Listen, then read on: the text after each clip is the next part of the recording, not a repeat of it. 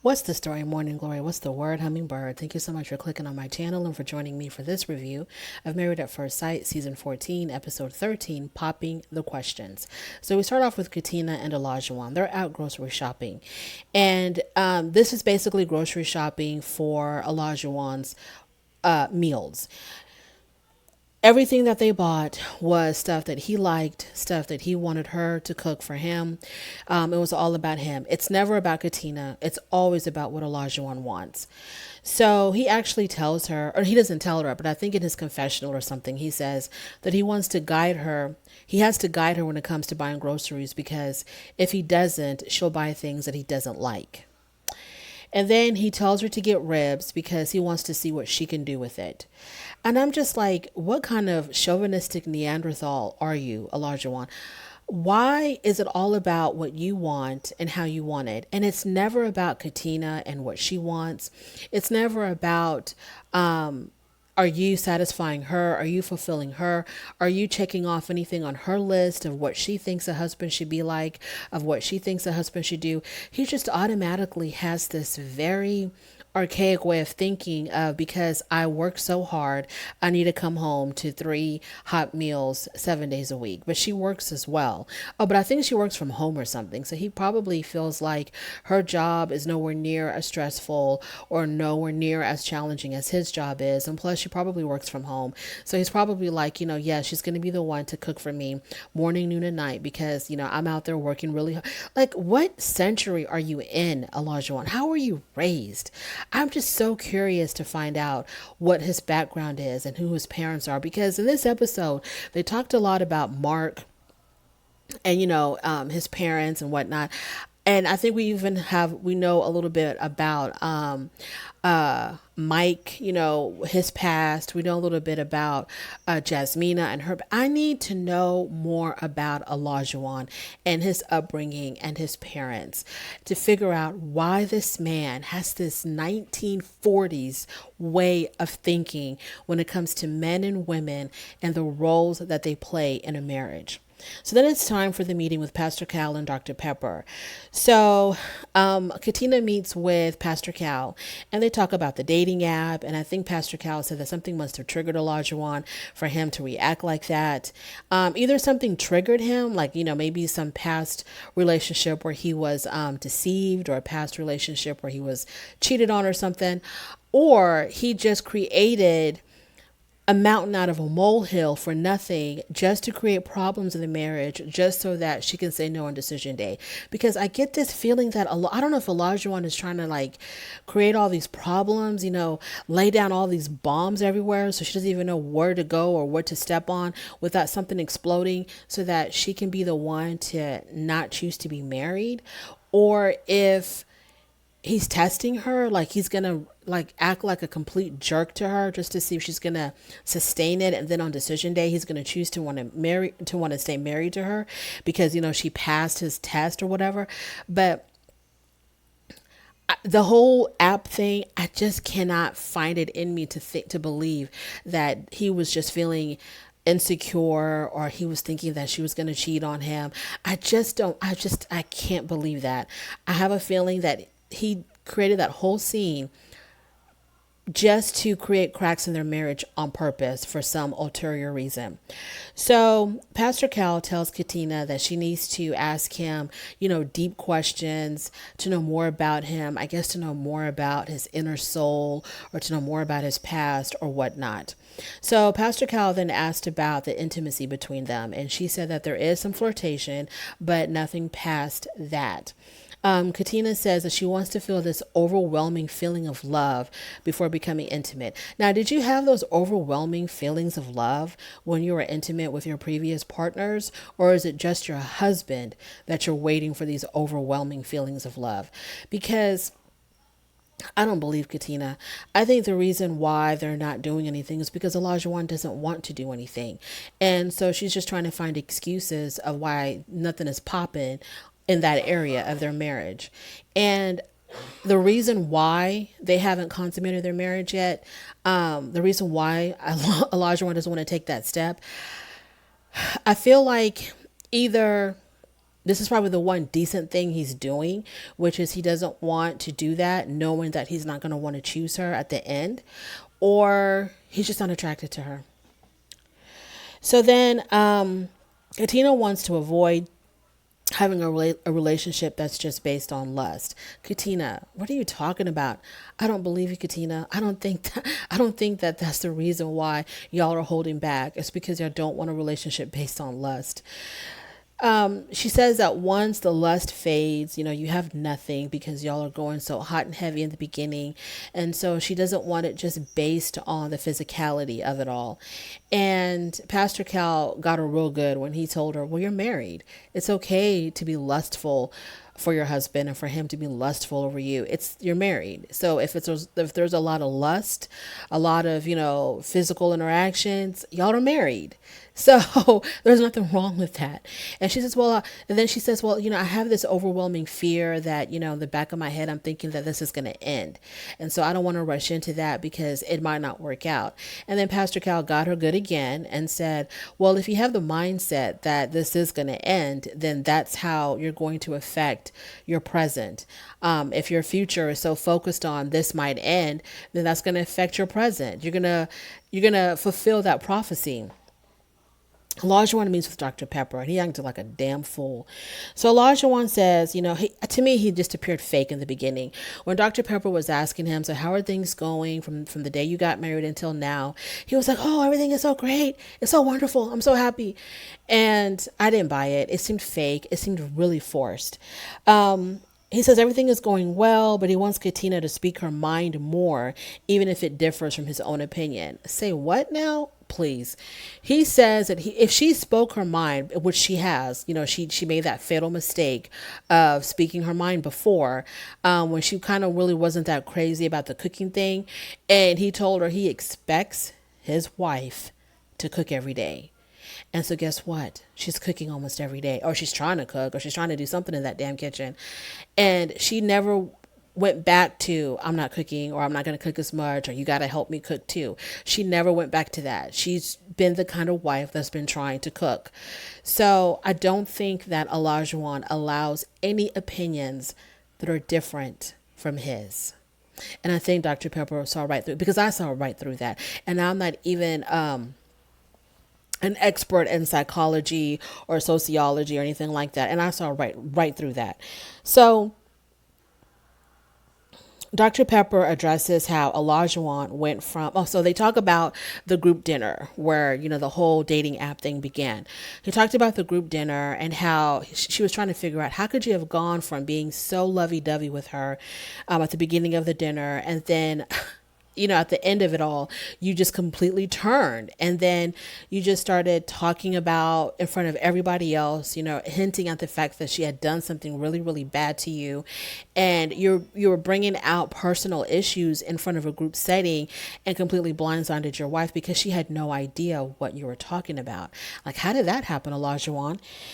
And so Dr. Pepper also says that the impression I get is that you really talk down to her. And he does talk down to her. He has this very patronizing way of talking to her, like he's some type of authority figure and she's a subservient of his. And so then Dr. Pepper also says that, like the way you were talking about how she has no life skills and that she's not as mature as you are. And this is when Olajuwon completely lost his mind. He said that you're making me look like I'm the bad guy, and I'm not. And he says that if she feels like I treat her that way, then she should say no on decision day. So he wasn't even trying to get to the bottom of it all. Like, oh, do I come off like that? Like I talk down to her? That I talk to her in a patronizing way? That I'm too critical of her? Does it come off that way? And then Dr. Pepper can say yes and give the examples, and then he can try to work on that.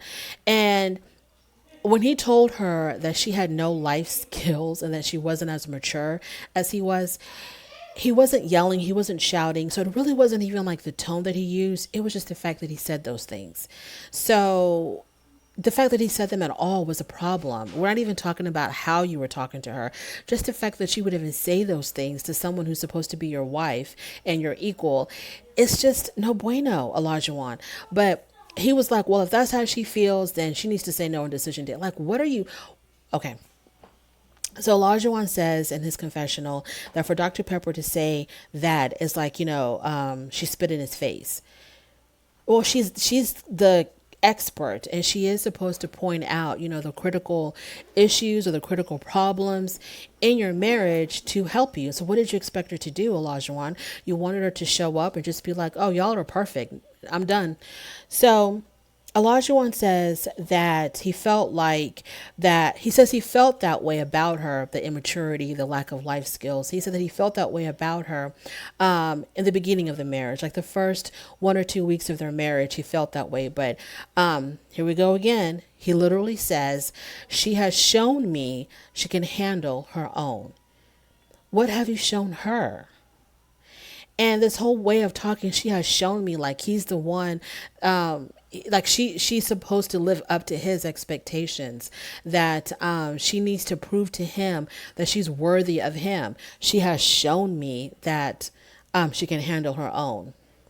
Elijah says that he's seen growth in Katina, and this process has made his wife really grow up. Once again, it's that patronizing way of talking as if she's a child and he's her father, and he's, judging how she has matured over the years or something. So so then Dr. Pepper says that if today was decision day, what would you say? And Elijah says, I don't want to give an answer right now, but he would be sad if she didn't want to be with him.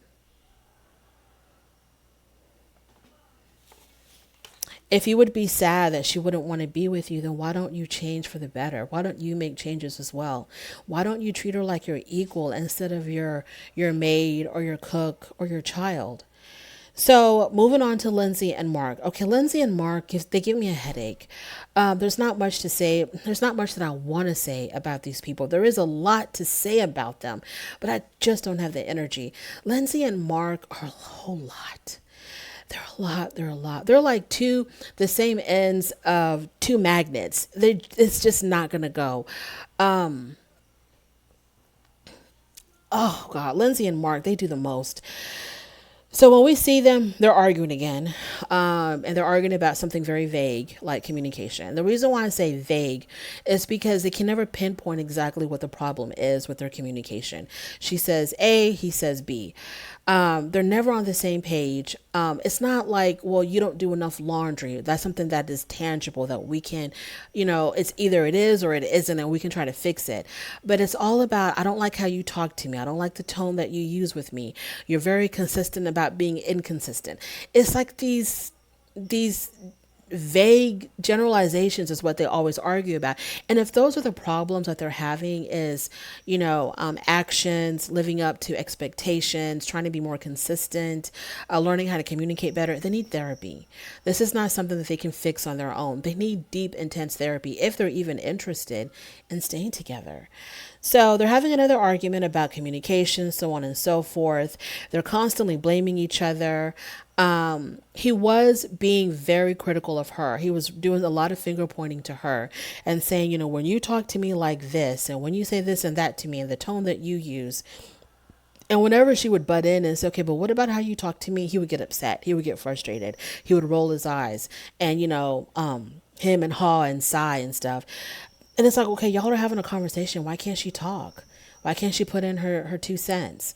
You said something that she doesn't agree with and she wants to address it. So if you don't want her interrupting you, then have like a baton or hold something. And then when you're done talking, hand it over to her so then she can start talking. But other than that, this is a conversation. This is how conversations go, especially when they are contentious. So Lindsay says that Mark doesn't value her, respect her, or show up for her. Now, he has been consistent in pissing her off, but I don't understand why she doesn't live up to what she says, because she's always saying, when I pull back, I'll pull all the way back, but I haven't seen her pull all the way back. In fact, she keeps on inching closer and closer and closer to him. He's the one that's slowly pulling back. So I'm like, why don't you live up to what you said, Lindsay? Pull all the way back. Don't talk to him. Don't interact with him. Just give him the cold shoulder. Do what you said you were going to do. Maybe that's why he treats you the way he treats you, because you keep talking about how you're going to, pull back and you haven't. And he doesn't take you seriously. I don't know. So they meet with Pastor Cal. No, Mark meets with Pastor Cal, and his way of communicating. They find out, Pastor Cal was really good at this. I thought he kind of got to the root of his issues with communicating with Lindsay, and the way he communicates with Lindsay is very similar to the way his parents communicated with each other. And I wasn't really paying that much attention because, whatever. But I think what they were trying to say is that whenever his parents would have a disagreement or whenever they would argue, the mother was the more overbearing one, the more aggressive one, and then the father would just shut down. And I don't know if it kind of made his father look weak or henpecked or what, but Pastor Cal said, is this the reason why you don't want to become your father? So you don't want to be that kind of husband, like your wife is just, bah, bah, bah, bah, bah, and you just sit there and take it. And this is the reason why, when she comes at you, you come at her stronger, you come at her harder, because you just don't want to sit back and take it like the way your father did. So is this are you trying to avoid being your father?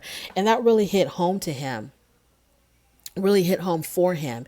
He even started crying, I guess, remembering that childhood trauma.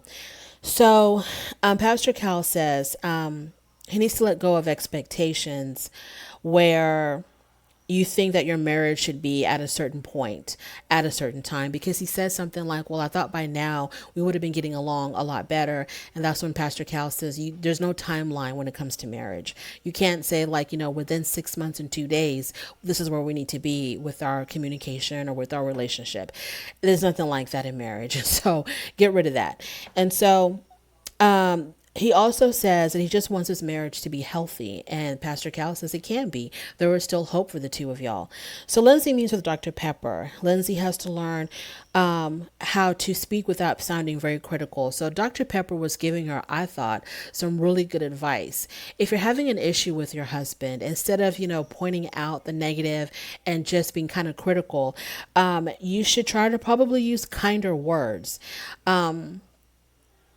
Instead of saying, I don't like how you talk to me, maybe you should start off, when you said ABC, this is how I took it. This is how I felt when you expressed that, instead of don't talk to me like that, or you talk to me crazy. So just to learn to be less critical when you're communicating with him. Lindsay said that her madness is a mask for her sadness. Now that's some serious self-realization. And I thought it was a great thing that she realized that about herself. So Lindsay says that she feels sad all the time. And I don't know if this girl is going through some type of depression, because when she said that she felt sad all the time, it made me think this was beyond Married at First Sight, that, these were issues that she was having way before she got on the show. And in the very beginning of the season, and in one of my reviews, my very early reviews, I had said that these experts love picking broken people. And I don't know if these people are ready for marriage, let alone this arranged marriage situation, this marrying a stranger situation, when you have a lot to deal with on your own, with your own issues, and now you got to deal with a stranger and all of their baggage that you don't know about, that's going to slowly start unraveling after you say I do. So these people are very broken. Mark is very broken. Lindsay is very broken. Elijah one is very broken. These people are very, very broken people. And anyway, so she was talking about how she's really sad. And I don't know if this woman is suffering from depression. So Dr. Pepper says, to gravitate towards your sadness and not the anger. So instead of talking about or concentrating on the anger that you're feeling, concentrate on what's making you sad, and let him know that, react in a way from sadness, because then maybe you'll be a little bit more gentle and he'll be more willing to receive what you're saying instead of coming from a point of anger. So she gives Lindsay a list of questions to ask Mark, one of them being, what does he think love is? And then we'll get to that. when the two of them come back together again. So after they have their meetings with the experts, they're back together again and they're going through, what was discussed at their meeting. And Mark says that Pastor Cal had really hit home when he showed the similarity between him and Lindsay with him and with his parents. And so he talked about that, how his parents communicated and how he wants to avoid that. And then he says that she reminds him of the good parts of his mother. And he really likes that motherly, unconditional love that he gets from Lindsay. He says, I know you're not my mom, I'm not looking for my mom in you, but I like the kind of love that you give me, which is like a mother's love, just completely unconditional, accepting him for who he is with all of his flaws. And he says, ever since day one, you've shown me that you were really there to you wanted the best for me. You were always trying to look out for my best interest. And so he says that if he didn't see the good in her, he would not have stayed as long as he did. Moving on to Noy and Steve. So they meet with Dr. Pepper and Pastor Cal. And Noy met with Dr. Pepper, I think. Yes, Noy met with Dr. Pepper. So we talk about her issues, her problems with social media. Dr. Pepper was like, you know what? That social media stuff is going to ruin your marriage. Just don't do it. Don't be subliminal online. Don't put out these cryptic messages where people have to figure out whatever it is. Don't do it. Just don't, because you put out these cryptic messages without talking about why you're posting such message. People are going to automatically assume you're talking about your marriage. And that's also a violation of your husband, because he doesn't want the world to know his business. So he doesn't want people speculating, people he doesn't know, a whole bunch of strangers or even family or friends speculating about, oh, what's going on in Noy and Steven's house because Noy posted, some cryptic message. So Dr. Pepper says that Noy posts about her feelings because she's scared to go directly to him, 1,000%. So she puts out these messages out there online, and I know he's reading them. She knows that he's reading them, and she's hoping that he can somehow, get the hint and fix himself because of whatever she posted online. And Dr. Pepper's like, no, you need to communicate with your husband. Stop with the online nonsense and communicate directly with your husband. So Noy wants to know, she met with Pastor Cal. She didn't meet with Dr. Pepper. I'm sorry, she met with Pastor Cal. Pastor Cal said all that stuff, not Dr. Pepper. So Noy wants to know if Steve can just get a job, because I think Pastor Cal asked her, so what are your issues? And she's like, I just want him to get a job. And so, but she can't tell him that. I don't understand why she can't tell him that. But she's like, for whatever reason, she can't communicate that to him. So she tells the pastor that she's never asked Steve that direct question before. And Dr. Pepper tells Steve that Noy needs a partner with financial stability. So these meetings were going on simultaneously. That's why my notes are confusing. These meetings were going on simultaneously. There were shows, a little bit of Dr. Pepper and Steve, a little bit of Noy and Pastor Cal. So that's why I was confused. So Dr. Pepper was telling Steve that Noy needs to chill with the social media stuff. And she was telling Steve that the reason why she does that is because, she's too scared to come and talk to you directly. So after the meeting, the two of them come together. She's asking why. Steve asks her, why did she post that cryptic message online? And that message was, when you feel like you deserve better, you do, or something like that. And Noy denies that it had anything to do with their marriage. She's like, that had nothing to do with us. That was something else. Steve is like, but anyone who reads it is going to assume that it's about our marriage. And so she says it's not about our marriage, but it does apply to our marriage. So here she goes again with her sneakiness. That was very much about the marriage. I don't believe that it was about something else. It was about the marriage.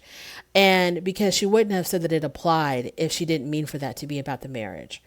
So So he tells her, I really don't feel comfortable with you posting, your inner thoughts or whatever about this marriage online. And she says, it's my social media platform and I can post whatever I want. And so Steve was like, even though, the experts told you that it wasn't a good idea, she says, I don't care what anybody says. I can post whatever I want. Noy's got that sassiness in her, that stubbornness in her, that's not good at all. It is not good. She needs to control that because it comes off as very mean and very cold-hearted. So he keeps on telling her that he's uncomfortable with that, and she keeps on telling him, well, we're gonna have to agree to disagree because I'm gonna do what I want. Noy says that she needs financial stability. He talks about how they need to make a plan. He keeps on talking about, well, let's talk about making a plan. We're going to have a discussion about. There's no discussion, Steve, about making a plan. It's just about you filling out an application or submitting a resume. That's what it's about. It's not about, there's no more talking about whether or not you're going to work. It's just about doing it. Where did you apply today? Where did you submit your resume today? Do you have an interview coming up? Those are the only discussions that you need to be having with her. Not let's talk about a plan. No, stop. So Noy says, okay, he asked her something about, well, if I give you the plan, are you going to feel more secure? And she's like, I have to see the plan. Bump the plan stuff. Just go apply somewhere. So I don't think he's wrong for wanting to live the way he wants to live, which is off of his savings, picking up odd jobs here and there, some freelance work here and there. He's not wrong for that. She's also not wrong for wanting a man that puts in that clocks in and clocks out, has a 9 to 5, has stability, has benefits, vacation, paid time off, all of that. She's not wrong for wanting that. They're just probably, but then the problem is that they both want to prove that they're right and the other person is wrong. Now, maybe Steve is wrong as far as like in a marriage that might not work. And especially in this marriage, it may not work. But him wanting to live like that, there's nothing wrong with that. But he can't live like that with this woman. So then they talk about their finances, and she says that she wants to have 3 accounts, one for each of them, and then one main account to pay all the bills. They talk about the division of tasks, and she's like, I can divide them equally as long as we're both working. Does he need to work a full-time position, or can any position work as long as he's generating income? Because he brought that up. He's like, you know what? I don't really need to work full-time. I can be an entrepreneur, pick up work here and there. And she doesn't like that. She didn't come right out and say it, where she needs to come right out and say it. Don't post some cryptic message online about your husband not wanting to do a 9 to 5 or a full-time job. Talk to your husband directly, Noy, and tell him, no, I don't want to do that. I don't want you to try to start your own business.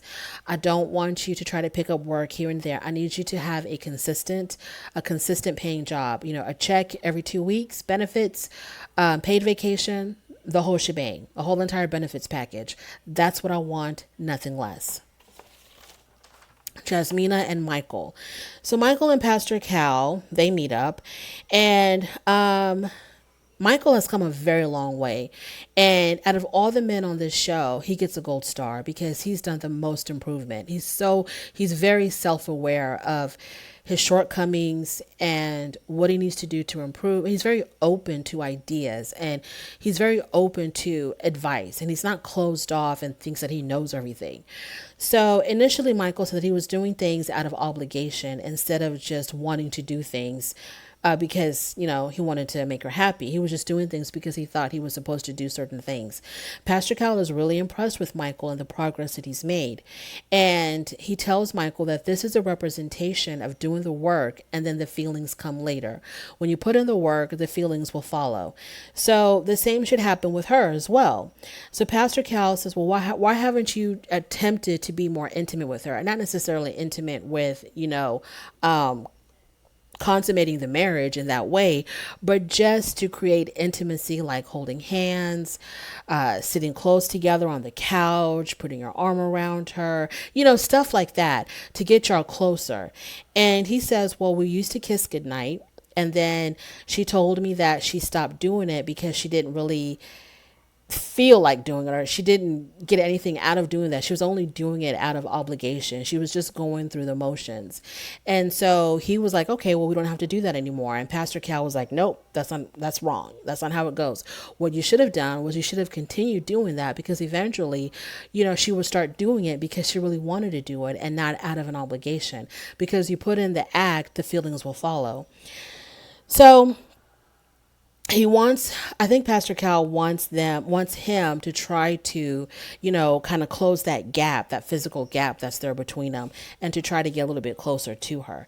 Dr. Pepper and Jasmina, they talk about more. She says that she wants to know more about him. She wants to know more about his past, so on and so forth. Because she says she feels like she really doesn't know Michael, the person. And so that also has a lot to do with why she has this disconnect with him, which also has a lot to do with why she doesn't really care to get physically close to him. So Dr. Pepper talks about increasing intimacy, and that try to do that. So then when they get together, they compare notes, and she says that she's going to become more vulnerable. She's going to try to trust him more, and hopefully, she'll want to have that physical connection with him. And they both agree that they do need to have deeper conversations. Now let's get to this volleyball match. So everybody gets together except Noy. Noy is sick. Everybody gets together to play volleyball. If they play volleyball, they have a great time. After all of that, they all sit in a group setting, and they all talk about their marriages and where they're at, so on and so forth. So, one thing that I want to point out, on the way to the volleyball, Olajuwon and Katina were riding with Mark and Lindsay. How far they've come. So after playing that, they get together in a group, and they don't know that Pastor Cal and Dr. Pepper are actually watching them from behind the scenes. So they're all talking about, where they're at in their relationship, so on and so forth. And then the experts noticed the body language between Lindsay and Mark. And Lindsay is pouring her heart out. I think she even started to cry. She's pouring her heart out, talking about how, Mark will say that he's going to do certain things and he doesn't follow through with them, and the communication issues. And so she's really becoming very vulnerable, and she's kind of leaning close to him in her chair. And she even reaches out to touch him, and he acts like she's got cooties or something. He is scooted so far away from her in his chair. Like, it's so obvious that he doesn't want to come closer to her. He doesn't want to connect with her in any way. When she's crying, he doesn't try to comfort her. It's actually Jasmina who gets up to get a tissue for her. And the tissue was actually closer to Mark than it was to Jasmina, because she had to walk clear across to get the tissue for her. So he doesn't even offer anything. He's just sitting there like a statue, just not feeling. I mean, your wife is like pouring her heart out, and he can't even do anything to comfort her or to give any type of input or anything. So the experts noticed that. Then Olajuwon spoke. He apologized to the group for the way he acted at the last group dinner. And then Olajuwon said that Dr. Pepper said that he belittled his wife and that he made himself seem more superior to his wife. Facts.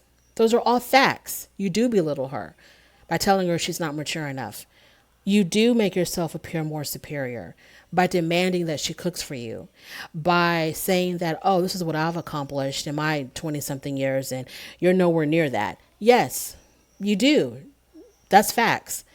So Olajuwon says because Katina is more reserved than him, it may appear that he's being abrasive, that he's over talking her, that he's overbearing to her, because she's very quiet and she's not as outspoken as he is. So he appears to be the more aggressive one.